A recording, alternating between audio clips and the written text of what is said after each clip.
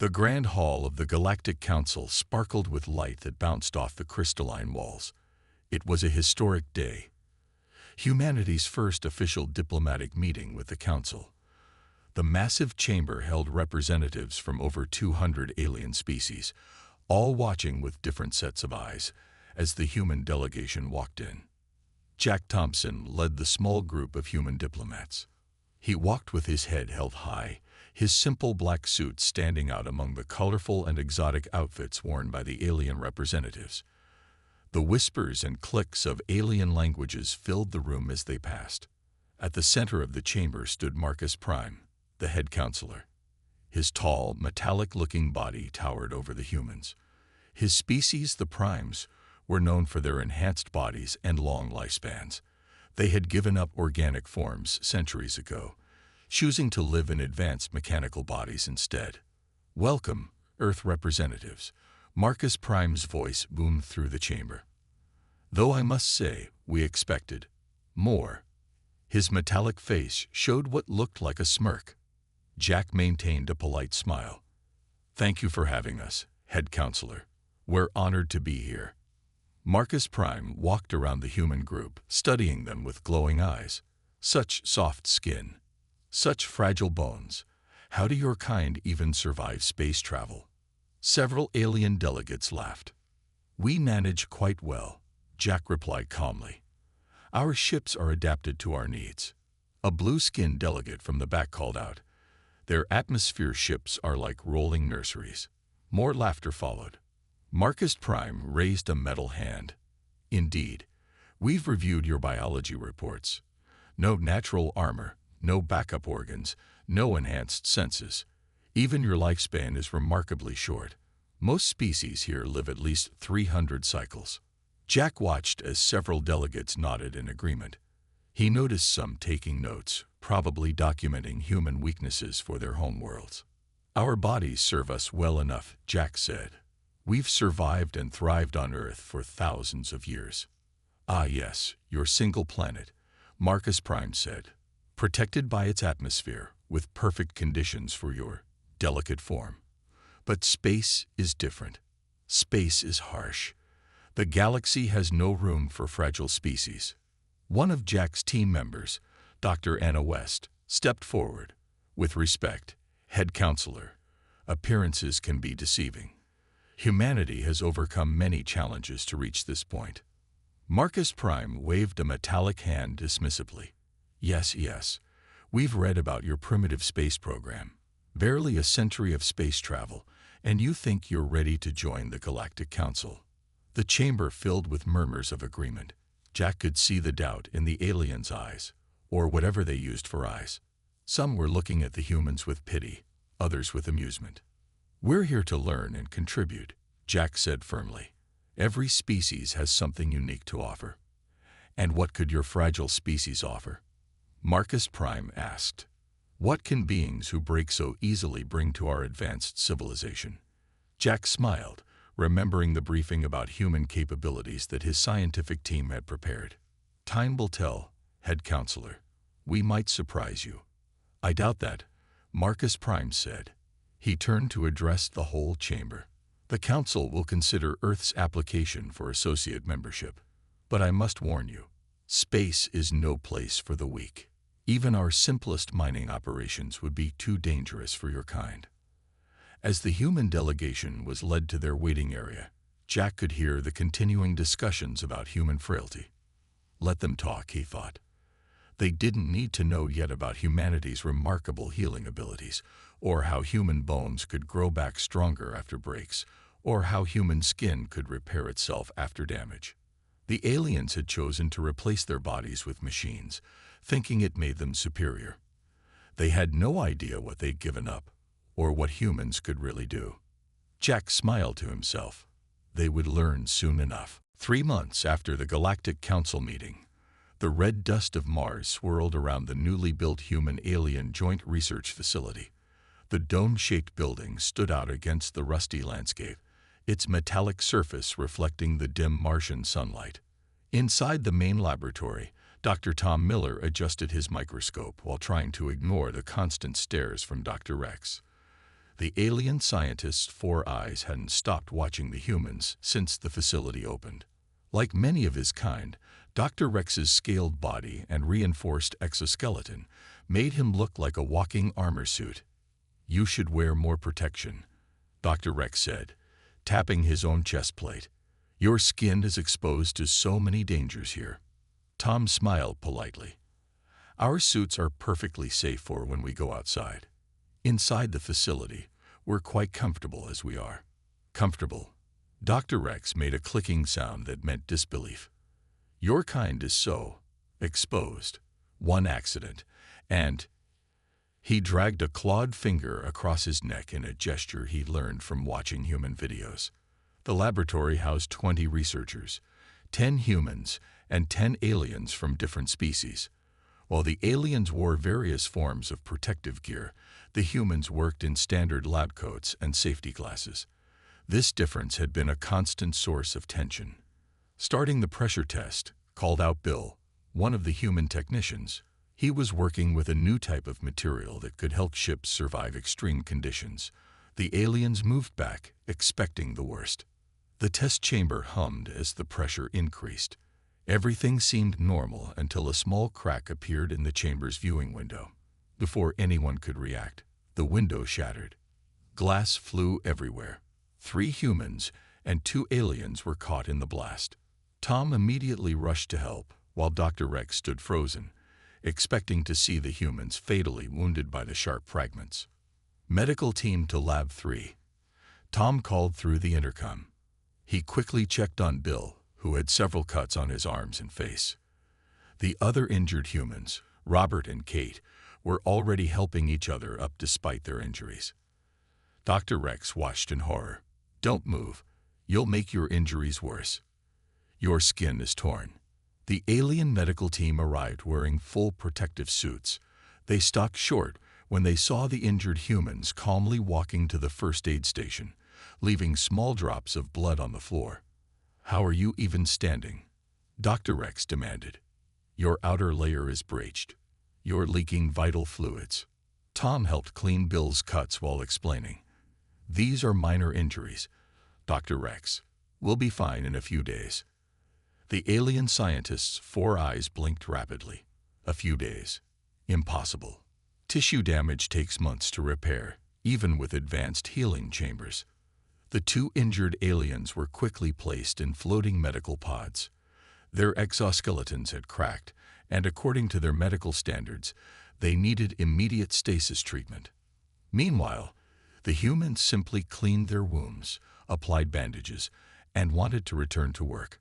Tom had to insist they take the rest of the day off, more for the aliens' peace of mind than actual medical necessity. Dr. Rex approached Tom later that day, his voice low. "I don't understand. Our scans showed the glass cuts were deep.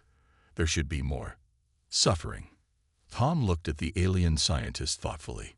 "Different species, different responses to injury. Maybe you should study our medical records more closely." "I think I will," Dr. Rex said, his scientific curiosity finally overcoming his prejudice. "There's clearly something about human physiology we don't understand." As Tom watched Dr. Rex hurry off to access the medical database, he thought about the Council's dismissal of humanity as fragile. Soon, they would learn that humans weren't just surviving despite their soft bodies. They were thriving because of them. The real discoveries were just beginning. 1 week after the laboratory accident, Dr. Rex sat in his private research pod, surrounded by floating screens showing medical data. His 4 eyes darted between images of healing human tissue and his own detailed notes. What he saw made no sense to him. "Computer, replay the healing progression of Subject B." The human called Bill, he commanded. The main screen lit up with a time-lapse of Bill's injuries from the glass explosion. Dr. Rex leaned forward, watching intently as the human's cuts sealed themselves day by day. The skin grew back together, leaving only faint pink lines where deep cuts had been. "Impossible," he muttered, making more notes. "Their bodies are actually creating new tissue." A knock on his pod's door interrupted his study. It was Tom, carrying a tablet and wearing a friendly smile. The cuts on his own arm from helping during the accident were already mostly healed. Still studying our medical data? Tom asked, entering the pod. I don't understand, Dr. Rex admitted. Your people purposely cut into injured tissue to clean it. You expose wounds to liquid solutions. You don't use healing stasis. Everything you do goes against advanced medical science. And yet we heal, Tom finished. Would you like to understand how? Dr. Rex's scales rippled with excitement, the equivalent of an eager nod. Tom pulled up a chair and started explaining. When we're injured, our bodies immediately begin several processes, Tom said. Blood cells cluster to stop bleeding. White blood cells fight infection. New cells grow to replace damaged ones. But that's so primitive, Dr. Rex said. Most species evolved past such inefficient methods ages ago. We developed external healing technologies instead. Tom smiled. Sometimes the old ways work best. Watch this. He pulled up a new video on the screen, showing a magnified view of human blood cells rushing to seal a cut. Our bodies are constantly ready to repair themselves. Dr. Rex clicked his mandibles thoughtfully. Is this why your species rejected biological upgrades? Because your natural healing is so effective? Partly, Tom answered. But there's more. Every time we heal, we learn. Our bodies adapt. Sometimes we become stronger at the healed points. The alien scientist's four eyes widened. Stronger, you mean? Yes. Break a human bone. It often heals stronger at the break point. Stress our muscles. They grow back stronger. Even our skin becomes tougher where it's been damaged and healed. Dr. Rex quickly pulled up more medical files on his screens.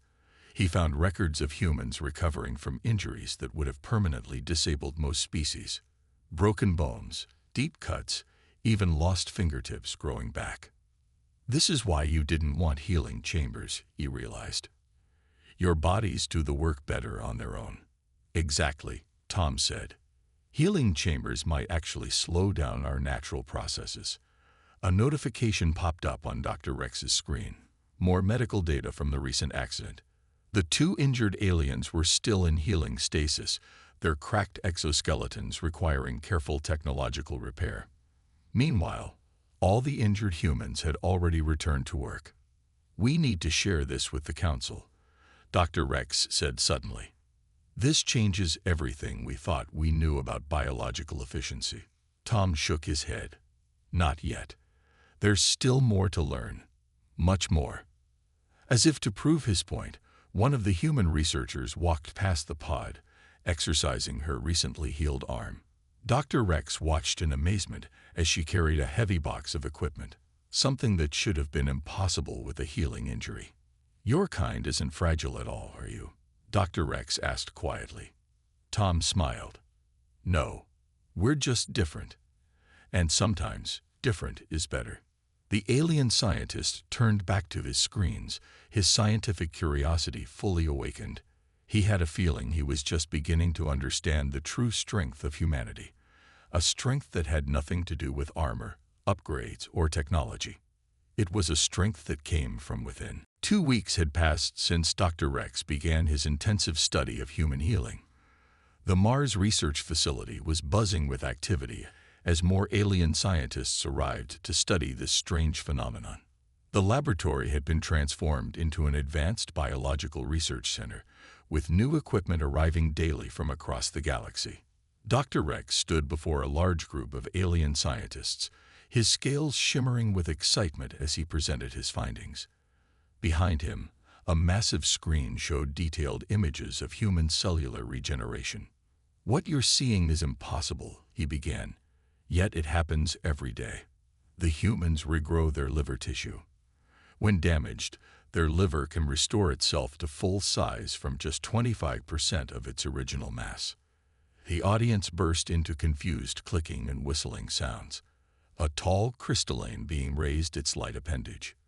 But how do they prevent cellular decay? They don't, Dr. Rex replied. Their cells naturally know when to stop growing. It's built into their DNA. Tom sat at the back of the room, watching with amusement as the alien scientists tried to process this information. He noticed how their earlier disgust at human primitive biology had transformed into fascination. Observe this next recording.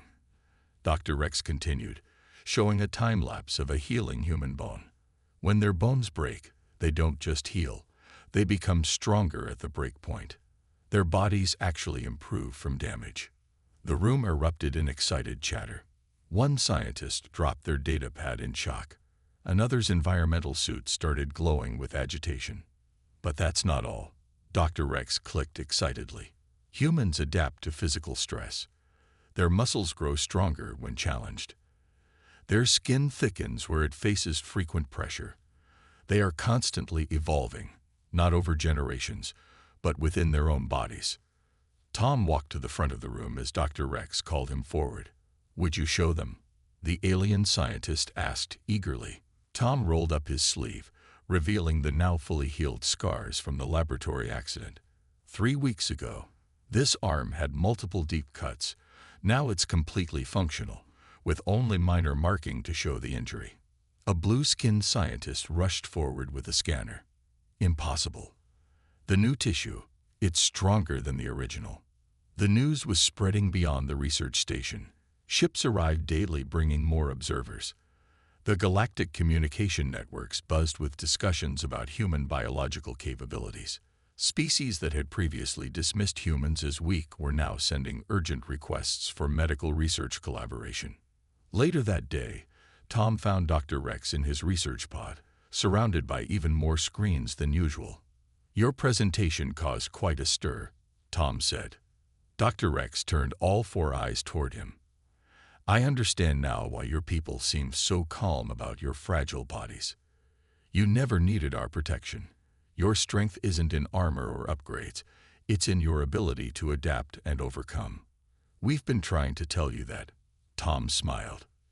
"Yes, but—" Dr. Rex paused, his scales shifting to a darker shade. "We were too proud to listen. Too convinced of our technological superiority. We forgot that nature sometimes creates solutions beyond our artificial improvements." A message flashed across the main screen. A priority communication from the Galactic Council. They were requesting immediate information about human regenerative capabilities. "They're worried," Dr. Rex said quietly. "Many species chose to modify their bodies, to improve themselves with technology. But in doing so, they may have lost something precious." Tom looked at the data flowing across the screens, the detailed analysis of human healing, adaptation, and regeneration. Each discovery seemed to amaze the alien scientists more than the last. "Your kind isn't primitive at all," Dr. Rex continued. "You're the most advanced biological beings we've ever encountered. And we never saw it because we were looking for the wrong kind of advancement." As more scientists crowded the facility's corridors outside, Tom realized this was just the beginning. Humanity's greatest strength had been hiding in plain sight all along, waiting to be discovered. And now the galaxy would never be the same. The warning sirens blared through the Mars research facility, their high-pitched screams echoing off the metal walls. Red emergency lights flashed as researchers ran through the corridors. Something had gone terribly wrong in the main power core. "Containment breach in Section 7. The computer's voice rang out. "Radiation shield failing." Tom and Dr. Rex were the first to reach the emergency control room. The screen showed a nightmare scenario. The experimental power core was leaking dangerous radiation, and the automatic systems weren't responding. "We need to shut it down manually," Tom said, checking the readings. "If we don't, the whole facility could be at risk." Dr. Rex's scales paled. "But the radiation levels. No one could survive exposure. We must wait for the robot repair units." "There's no time," Tom replied, already putting on a basic radiation suit. "The robots will take 30 minutes to arrive. The core will breach in 10. 3 more humans ran into the control room, also grabbing radiation suits. Through the observation window, they could see several injured aliens lying near the core room entrance, their protective exoskeletons damaged by the initial power surge. "We need to get them out first," Tom said, checking his suit's seals. "Then we can deal with the core." Dr. Rex grabbed Tom's arm. "You can't. Even with those suits, the radiation will cause severe cellular damage. Your bodies will break down." Tom gently removed the alien's grip. "Our bodies can also repair cellular damage. We've been doing it since our planet's early days." He turned to his fellow humans. "Ready?" They nodded, and as the alien scientists watched in horror, the humans entered the radiation zone. The rescue took precious minutes as they carried each injured alien to safety.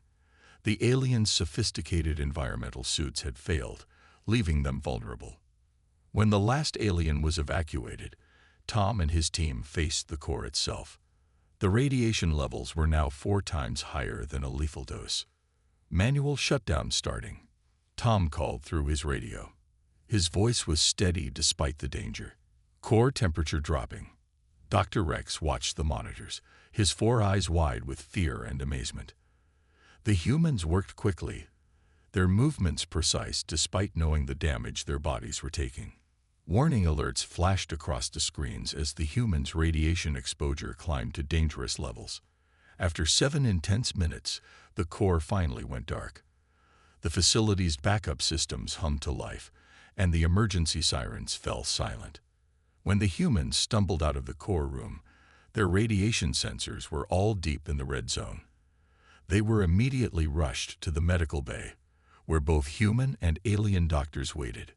The alien medical team was prepared for the worst, but what they saw in the following days defied their understanding. While the injured aliens remained in critical condition, requiring complex technological intervention to survive, the humans' bodies began their remarkable recovery process. "Their cells are regenerating," Dr. Rex explained to the amazed medical team. "The radiation damage is being repaired by their own bodies." Tom lay in his medical bed, tired but alive, as his body fought to replace damaged cells. The process wasn't pleasant, but it was working. One by one, the humans who had saved the facility began to recover. A week later, as the humans were already sitting up and talking about returning to work, Dr. Rex made an important call to the Galactic Council. "You need to understand," he told them, his voice urgent. "Humans aren't just capable of healing cuts or broken bones. They can recover from radiation exposure that would kill most species. Their bodies don't just repair damage, they fight back against it."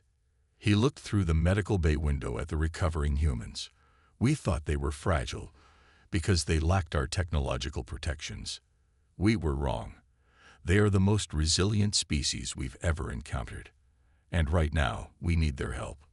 The council members listened intently as Dr. Rex continued. "The humans know something about survival that we've forgotten. And it's time we learned from them." 2 months after the radiation crisis, the Mars facility had transformed into the galaxy's most advanced biological research center. The main laboratory now hosted scientists from over 50 alien species, all working together to understand the secrets of human healing. Tom stood before a massive DNA sequencer, examining the results with Dr. Rex. On the screen, human and alien genetic code scrolled side by side. "There it is." Tom pointed to a specific sequence. "This is what your species lost when you started replacing organic parts with technological upgrades." Dr. Rex leaned closer, his scales shifting to a bright shade of interest. "The regeneration trigger genes." "Exactly," Tom replied. "Most species still have them. They're just dormant. Your ancestors' modifications turned them off, thinking technology was better than natural healing." Around them, the laboratory buzzed with activity. Human doctors worked alongside alien medical experts, sharing knowledge that had been ignored for centuries. The aliens brought advanced technology, while humans contributed their deep understanding of natural biological processes. "Look at this," called out Dr. Rex, pointing to another screen. An injured alien was healing faster than normal, its natural regeneration partially reactivated through careful genetic treatment. "The first successful test," Tom smiled.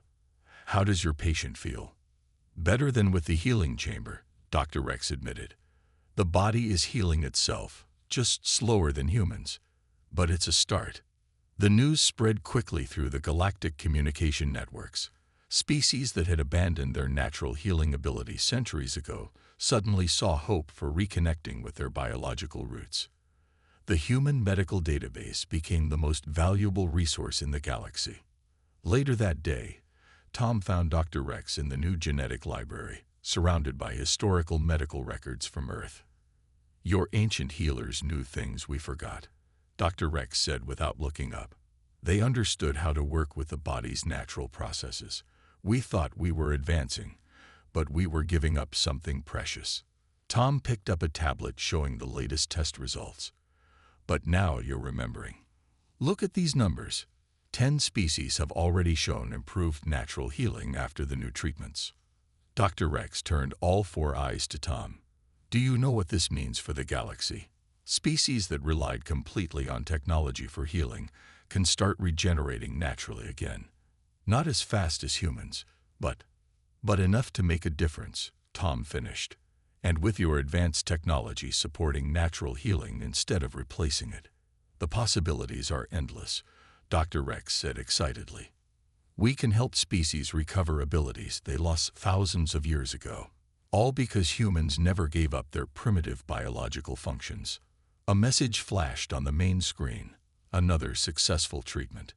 An alien child had regrown damaged tissue without using the healing chamber for the first time in their species' recent history.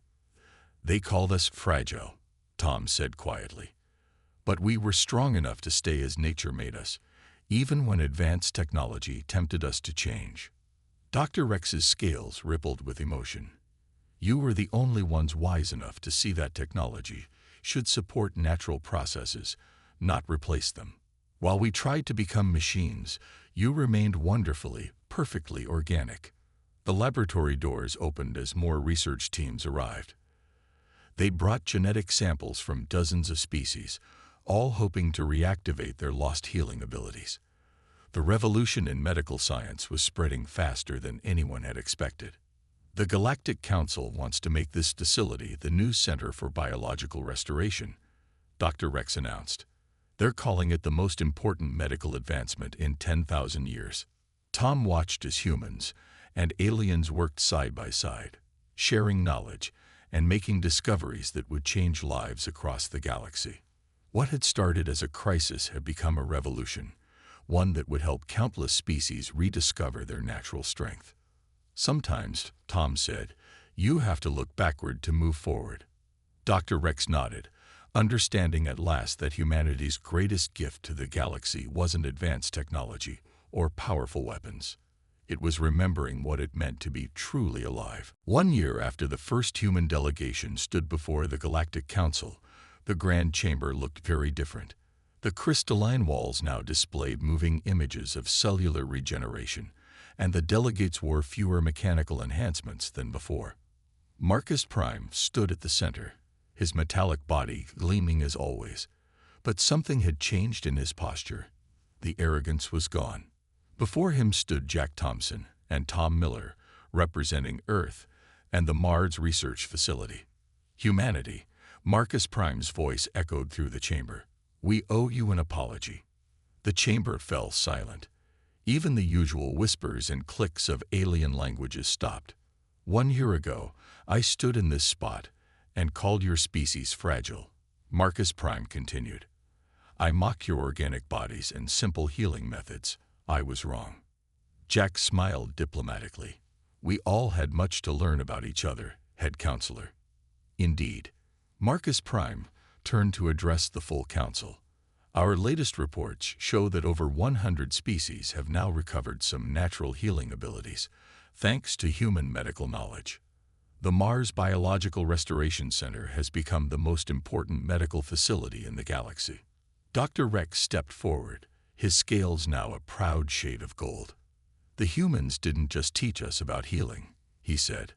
"They showed us what we lost in our rush to become advanced. We thought replacing our organic parts made us stronger. Instead, it made us dependent on technology." The chamber screen showed images from the past year. aliens recovering natural abilities, children growing up with active regeneration genes, and humans working alongside other species to combine the best of natural healing and advanced technology. But the greatest lesson, Marcus Prime said, was about strength itself. We thought we knew what made a species strong. We were wrong about that too. Tom stepped forward, carrying a small plant in a clear container. This is an earth plant called a dandelion, he explained. It looks delicate, but it can grow through concrete, survive extreme temperatures, and regrow from the smallest root fragment. Like humans, its strength isn't in armor or upgrades. It's in its ability to adapt and recover. The plant was displayed on the chamber screens, and Tom continued, humanity never tried to become invulnerable. Instead, we embraced our ability to heal, to learn from damage, to come back stronger. That's true resilience. Marcus Prime nodded. The Council has voted. Earth is granted full membership in the Galactic Alliance, with special recognition for their contributions to medical science and biology. Applause filled the chamber, not the polite, diplomatic kind, but genuine celebration. Many delegates bore signs of returning to their more natural states, inspired by human example. Furthermore, Marcus Prime announced, I am stepping down as head counselor. Surprised murmurs swept through the chamber. My species was among the first to abandon our organic forms, he explained. We thought it made us superior, but true leadership requires understanding life in all its forms. My replacement will be someone who understands both technology and biology. He gestured to a younger member of his species, one who had chosen to keep their organic form. The age of looking down on primitive biology is over. The age of balance has begun. After the ceremony, Jack found himself surrounded by delegates who once mocked humanity's fragile nature. Now they asked questions about Earth's medical practices, about human healing, about finding balance between nature and technology. Quite a change from last year, Tom said, joining him. Jack watched as Marcus Prime's replacement talked with Dr. Rex about combining natural healing with technological support. They finally understood, he said. True strength isn't about being unbreakable. It's about how you piece yourself back together. Tom finished. Above them, the chamber's screen showed images of Earth, its oceans, forests, and cities. No longer was it seen as a primitive world of fragile beings. Now it was recognized as the home of humanity, the species that remembered what so many had forgotten. Life's greatest strength is its ability to heal, adapt, and grow stronger through adversity. And that was a lesson the galaxy would never forget.